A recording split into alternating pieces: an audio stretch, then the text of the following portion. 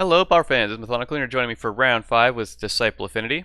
Our opening hand is pretty great. We've got a turn 1 into a turn 2 Prophetic Prism for all the colors, Etherium Sculptor to speed out things, and part of a combo, some protection. Looking great. So, of course, our first couple turns are gonna be pretty no-brainers. Here is actually a pretty fun thing. We're actually gonna be able to play our, essentially 7 permanents by turn 2, but unfortunately we don't have much follow-up. And it looks like we're against burn, so unless we draw some action pretty quickly, I believe our opponent did mulligan down to 6 this game. Even so, we're actually at a pretty big disadvantage here. We don't currently have a way of winning. The way we would win here is if we manage to draw into a lot of cycling artifacts and into a Atog or something. But land is not where we want to be. We did have the decision there of attacking with possibly the Disciple, but I'm kind of holding on to that since one of the only ways we have of winning here is to draw an Atog and try and burn them out. Hopefully this one Dispel will buy us a bit more time, but if they're swinging with both here, it's probably because they want to get in one more damage. And there's a Shard Volley, okay. Oh, they're going for the win with Pyroblast. We'll use the Dispel here. I would say we're in a good position because we got them down to 1 land, but we really aren't. We need to draw some action, and lands is not going to be good enough. And there's a bolt off the top, so didn't make it there. That's alright. We've got a sideboard that will hopefully help things out. Actually, let's hide this. There we go.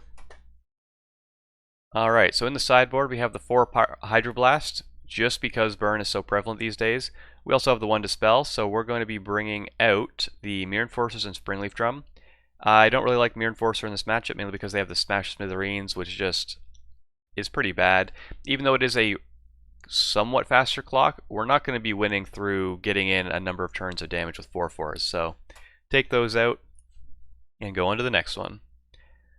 Let's take a look at our opening hand, and well, this is really slow, but it does not lose to Smash the Smithereens, so we're going to go ahead and keep this one. Get our land online. Rift Bolt suspended, so we're going to be taking some damage. We're just going to go ahead and get the star out. This way we get to cycle it if we want to. Atog is really nice. And Prophetic Prism draws us the land into Springleaf Drum. So we're online. Still no smash, so we're feeling pretty good. Here we get to play the Atog and a... We could have played either the Wellspring or the Star, but I wanted to hold up Hydroblast in case something weird happened. Here, they end up playing and sacking a Martyr. I feel like that's a little odd since we just get to sack just 2 artifacts. And here, we actually have the win. If you wanted to try and find it for yourself, just take a quick moment to look for it.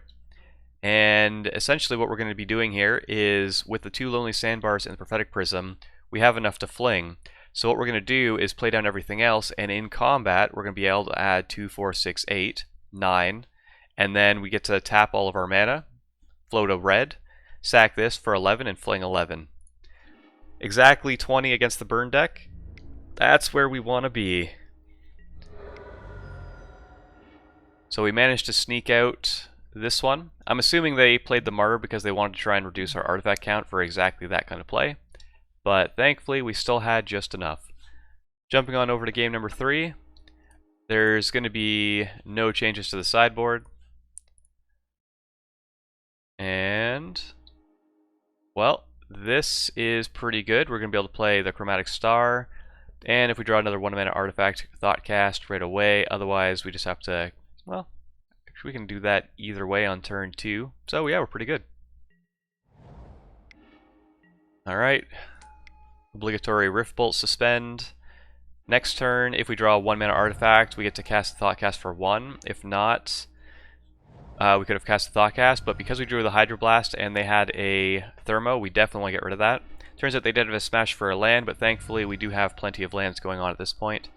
And we're just going to run out some of our Disciples just to get more of our mana online.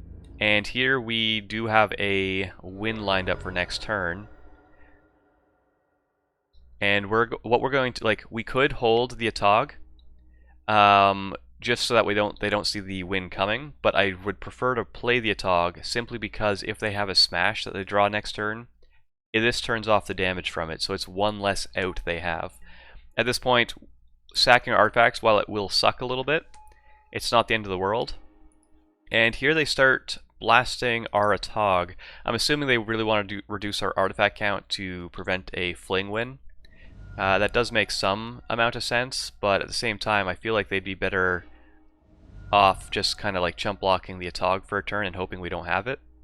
And yeah, here they sacked all their lands to do 7 damage to the Atog when we're at 8.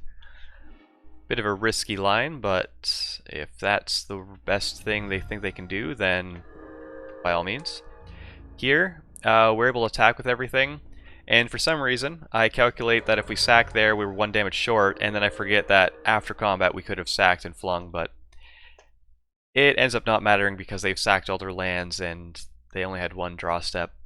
I can understand that they really didn't want to die to Atog, but I think their best line would definitely be to try and top deck something or hope we can't kill the Thermal Alchemist for 1 turn.